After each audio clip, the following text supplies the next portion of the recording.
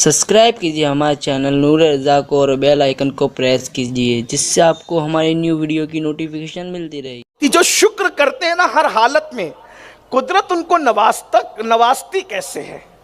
एक शख्स थे, मजजूब थे। मजजूब समझते हैं? मजजूब उसको कहते हैं कि अल्लाह की मोहब्बत में, इश्क के हक में उसकी अक्ल गुम हो जाती। इश्क के हक में उसकी अक्ल गुम हो जाती है तो लोग उसको पागल समझते हैं। हालांकि वो पागल होता नहीं है। वो पागल नहीं होता, पागल दिखता है, पागल होता नहीं। बातें ऐसी करता है कि अक्लमंद भी ना कर सके। एक मजजूब थे, हजरत बहलूल दाना। अभी मैं जो बात कर रहा था, अचानक बात याद आई तो मैं इस तरफ आ गया। मैं उस तरफ जाऊंगा जिधर ले जाना है, शुक्र की तरफ। लेकिन उससे पहले उन्वान ही से मुतालिक बात याद।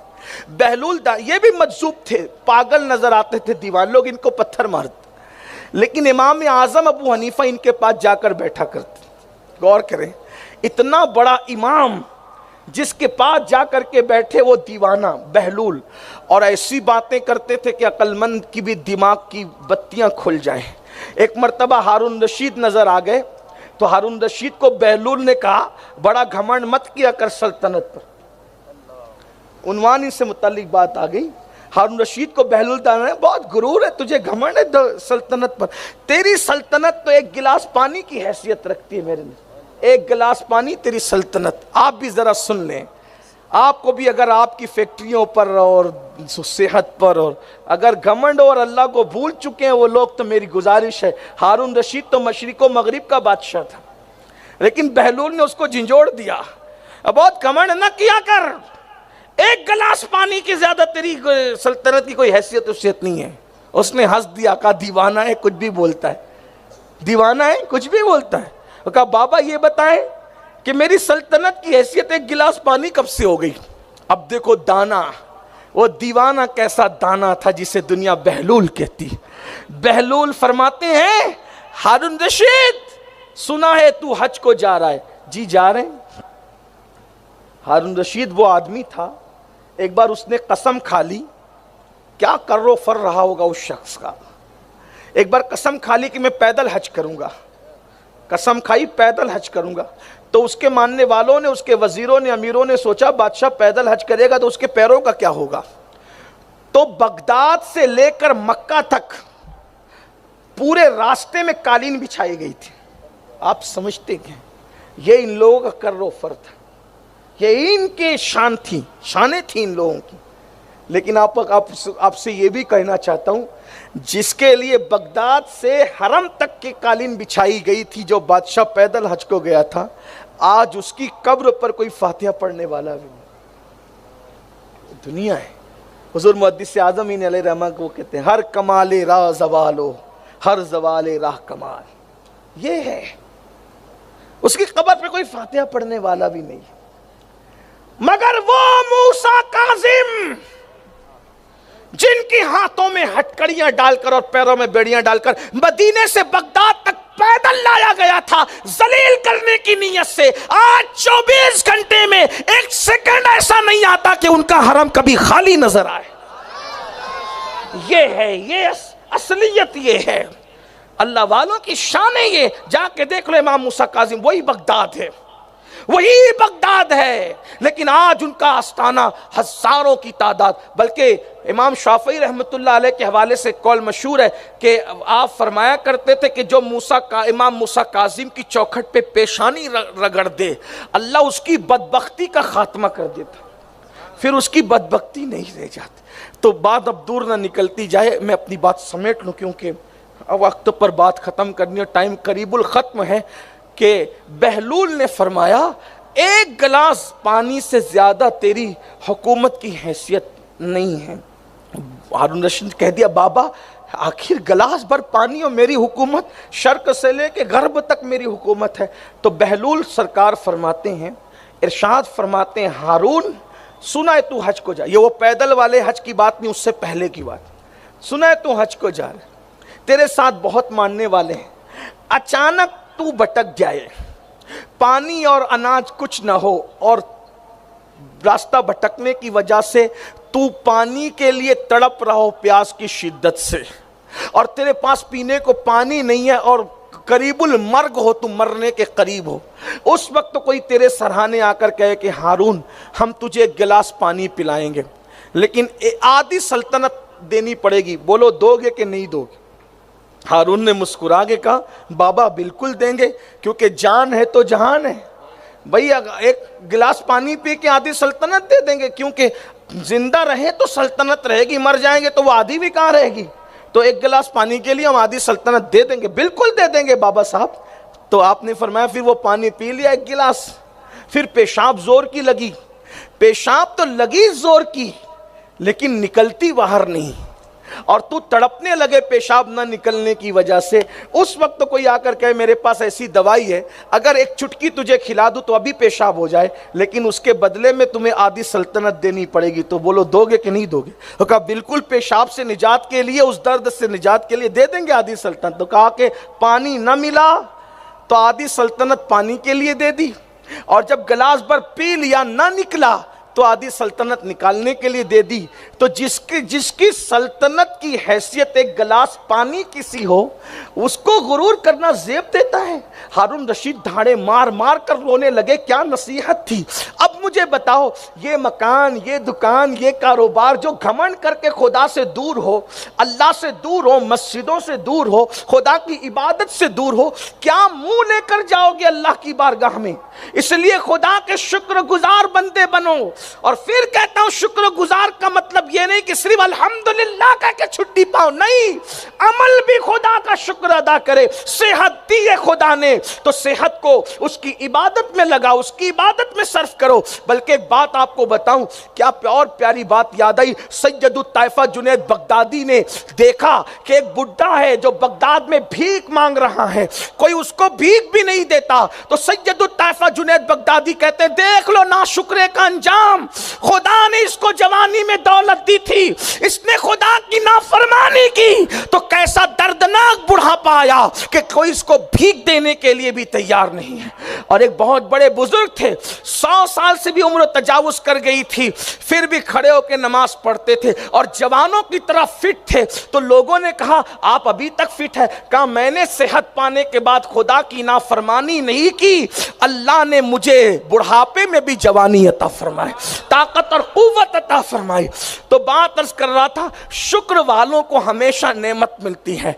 एक मर्तबा एक मज्जूब की बात चल रही थी, फिर हजरत बहलूल का जिक्र निकला। एक मज्जूब थे अपनी धुन में, फिर कह रहा हूं, हर मज्जूब पागल दिखता है मगर पागल होता नहीं, और हर पागल मज्जूब नहीं होता। और एक नसीहत भी अर्ज करता हूं जो बुजुर्गों से सुनी है, मजजूबों के पीछे न भागा करो, उनके पास न जाया करो, इसलिए कि उनके पास जाने से फायदा कम है, नुकसान ज्यादा है। मैं आजकल नौजवान छोकरों को देख रहा हूं, उनका ज़ौक है, वो सोचते हैं कि कोई मज्जूब का पता बता दें, वहां जाके बैठेंगे हम भी वली बन जाएंगे। ऐसे मज्जूबों के पास बैठकर विलायत नहीं मिलती, वो तो कहीं और मस्त है।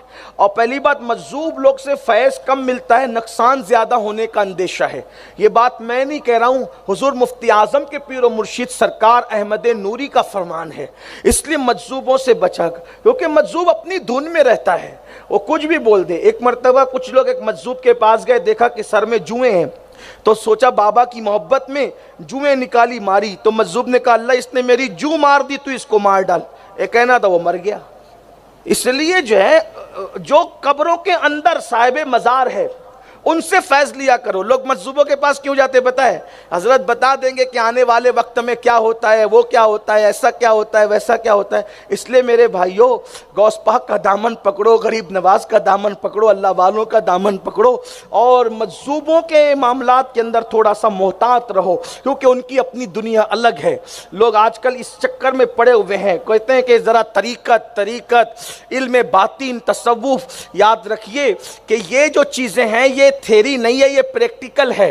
اور اللہ پاک جب کسی کو اس قابل بناتا ہے تو پھر عطا بھی کر دیتا ہے۔ کچھ لوگ مجھ سے کہنے لگے کہ حضرت بتائیے نا کہ اسم اعظم کیا ہے۔ میں نے کہا کہ آپ تو پی ایچ ڈی کی بات سننے کے لیے کے جی کے بچے کے پاس آئے ہو، مجھے خود کو نہیں پتا کہ اسم اعظم کیا ہے، میں تمہیں کیا بتاؤں گا اسم اعظم کیا ہے؟ اسم اعظم میں بتا سکوں گا؟ اسم اعظم وہ ہے جس کو پڑھتے پڑھتے فرشتے پلک کے جھپکتے آسمان پہ جاتے ہیں، پلک کے جھپکتے زمین پہ آتے ہیں۔ اسم اعظم پڑھ دو تو جو وہ مردہ زندہ ہو جاتا ہے، اسم اعظم پڑھ کے گھور دو تو زندہ مردہ ہو جاتا ہے۔ اسم اعظم بہت بڑی چیز ہے۔ تو کہا وہ کہاں ملے گا؟ میں نے کہا مجھے ابھی تک نہیں ملا، میں تو ایک چھوٹا سا طالب علم ہوں، مجھے نہیں ملا۔ کہا ملے گا کہاں؟ میں نے کہا وہ ملتا نہیں ہے، جب تو اس قابل بن جائے گا تو وہ تیرے سینے میں خود بخود ڈال دیا جاتا ہے، ایسے آسان نہیں ہوتا سب۔ تو اللہ کی عبادت کرو، اور ایک بات آپ سے کہتا ہوں، اللہ کو پانے کی کوشش کرو یار، سب خود بخود مل جائے۔ ایک کیا چکر میں پڑے ہوئے ہو؟ اللہ کو پالو، سب ملے گا، اور اللہ کو پانا مشکل نہیں ہے۔ دیکھو پھر کہہ رہا ہوں، ہر ایک کو پانا مشکل ہے، رب کو پانا مشکل نہیں ہے، کیونکہ وہ اعلان کر چکا جو میری طرف ایک بالشت آتا ہے میری رحمت اس کی طرف ایک ہاتھ چل کر جاتی ہے، اور جو میری طرف چل کر آتا ہے رحمتیں اس کی طرف دوڑ کر جاتی ہے۔ جس کو پانا آسان اس کی طرف نہیں آتے، اور جس کو پانا مشکل اور اس میں لٹنے کا بھی خطرہ، پٹنے کا بھی خطرہ، برباد ہونے کا بھی خطرہ، لوگوں کے ایمان تک چلے گئے اس چکر میں۔ اس لیے میری گزارش ہے کہ بہت زیادہ اپنے آپ کو ہوشیار نہ سمجھو۔ اور اصل تصوف کیا ہے میں آپ کو یہ بھی چلے بتا دیتا ہوں۔ اصل تصوف سرکار نصیر پاک نصیر ملت و دین فرماتے ہیں، اصل تصوف اللہ کے بندوں کی خدمت ہے، اللہ کو راضی کرنے کی نیت سے۔ اس سے بڑا کوئی تصوف نہیں ہے۔ بندوں کی خدمت کرو، خدمت خلق کرو، تم سے بڑا صوفی کوئی نہیں اللہ کی رضا کے لیے۔ تو جو ماں باپ کو دوا کے پیسے نہ دے اور پھر تصوف کے لیے اس ادھر ادھر کا چکر لگائے تو کیا تصوف کیا چیز ہے؟ ماں باپ کو چھوڑ کر بھی کوئی صوفی بنے گا؟ جو صوفی تھے وہ بھی قدم پکڑ کے کہتے ہیں ہم تو دیوانے تھے، خدا کو جنگلوں میں ڈھونڈ رہے تھے، ہمیں کیا پتا کہ ماں باپ کی دعا سے خدا ملتا۔ بھائیوں کو عید کے کپڑے نہیں ملتے اور وہ ادھر ادھر خود بھٹک رہے ہیں۔ تو اللہ کے بندوں خدمت خلق ہے تصوف۔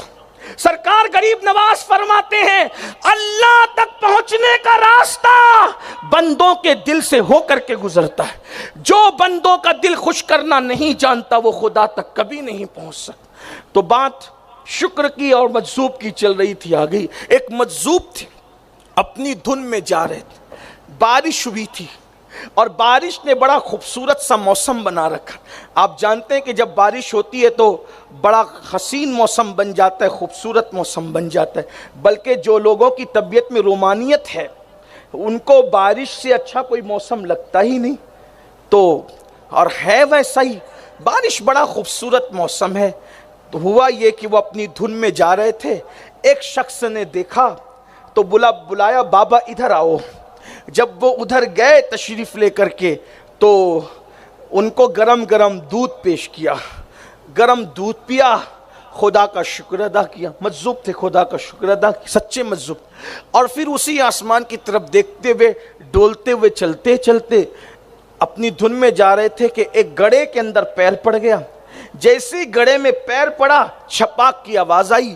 دو دوست اس خوبصورت سے موسم میں بیٹھ کر ایک دوسرے کے کندھے پہ ہاتھ دے کر باتیں کر رہے تھے۔ جیسے ہی گڑھے میں پیر گیا کیچڑ اڑا، چھپاک کی آواز آئی اور ایک دوست کے سفید کپڑوں پہ جا کے پڑا اور پورے کپڑوں کا نقشہ بگاڑ دیا۔ کپڑوں کا نقشہ کیا بگڑا؟ دوسرا دوست اٹھا اور اٹھنے کے بعد ایک زوردار تماچا اس مجذوب کے گال پہ مارا۔ مجذوب کے گال پہ تماچا پڑا، اس نے آسمان کی طرف دیکھ کے کہا تیری بھی کیا شان ہے، کہیں دودھ پلاتا ہے کہیں مار کھلاتا ہے، بہرحال تیرا شکر ہے، پلایا بھی تو تیرا شکر، مار کھلایا تو بھی تیرا شکر، میں بندہ ہوں، بندے کی مرضی کے، یار نہ چاہے تو کون مارے۔ دیکھو یہ شکر ہے، مار کھا کر بھی شکر ہے، مار کھا کر بھی شکر ہے۔ شکر والوں نے کیسے شکر، لیکن پھر اس شکر پر انعام کیا ہے؟ ادھر شکر ادا کیا، مرضی آپ کی، دودھ پلائیں یا مار کھلائیں مرضی ہے، اور اس کے بعد جب اپنی دھن میں آگے چلے تو کیا دیکھا؟ تھوڑی دیر کے بعد وہ شخص خون کی کلیاں کرنے لگا، خون کی الٹی کرنے لگا۔ خون کی الٹی ہو رہی, بہت بڑے بڑے طبیب حکیم بلائے گئے, کسی کی دوا اثر نہ کی, مرنے کے قریب آیا تو کسی نے کہا تو نے وہ پاگل کو مارا تھا, اس نے آسمان کو دیکھ کے کچھ کہا تھا, جا اس سے معافی مانگ. جیسے تیسے اٹھا کر کے لائے, اس دیوانے کے پیر پکڑے, کہ بابا معاف کر دو, آپ نے بد دعا کی. کہا ہم لوگ اللہ والے لوگ, ہمیں بد دعا سے کیا لینا, ہمیں بد دعا سے کیا, ہم نے کوئی بد دعا نہیں کی. تو کہا پھر آسمان کی طرف دیکھ کے کیا کہا تھا, کہا ہم نے تو یار سے عرض کیا تھا کہ کہیں دودھ پلاتے کہیں مار کھلاتے ہیں, مرضی آپ کی ہے. مار کھلانے پہ بھی شکر ہے, اس لیے کہ ہم اپنی مرضی نہیں چلاتے. اگر ہمارے مار کھانے میں تو راضی ہے تو اس سے بڑی ہمارے لیے نعمت کیا ہے. ہم نعمت نہیں دیکھتے, ہم زحمت نہیں دیکھتے, ہم مصیبت نہیں دیکھتے, راحت نہیں دیکھتے, ہم تو دینے والے ہاتھوں کو دیکھا کرتے. ہاتھ میں کیا ہے وہ نہیں دیکھتے, ہاتھ میں ہے کیا وہ نہیں, ہاتھ جس کے وہ دیکھتے ہیں. بس دودھ پلوا دیا شکر ہے, مار کھلا دیا شکر ہے. ہم تو یار سے باتیں کر رہے تھے, ہم تو یار سے مناجات کر رہے تھے, ہم تو یار سے عرض و معروض کر رہے تھے. تو اب کا مسئلے کا حل کیا, کا مسئلے کا حل یہ, آپ کے دوست پر کیچڑ اڑا, آپ کی غیرت کو گوارا نہ, وہ آپ نے مجھے مار دیا. تو جب مجھے مارا, میرا بھی تو دوست ہے, مجھے کوئی فرق نہیں پڑا, لیکن میرے یار کو جلال آ گیا, پھر اس نے تجھے خون کی کلٹیاں کروا دی. تو اگر معافی مانگنا ہے تو میرے یار سے مانگو. تو بندو اللہ کے, جب شکر کی منزل میں قدم رکھو گے تو کوئی تمہیں مارے گا, گالی دے گا, کچھ بھی کرے گا, اور تم شکر کرتے رہو گے, تم بدلہ نہیں لوگے, بدلہ اللہ لے گا. تو یہ بات دور نکل گئی, مجھے اور آگے بھی پڑھنا ہے. تو پہلی بات ہر حالت میں شکر. چلیے بات شکر کی آ گئی ہے, تو ایک بہت پیاری بات اور یاد آ گئی. آگے کی طرف جانا تھا لیکن شاید نہ جا سکیں گے.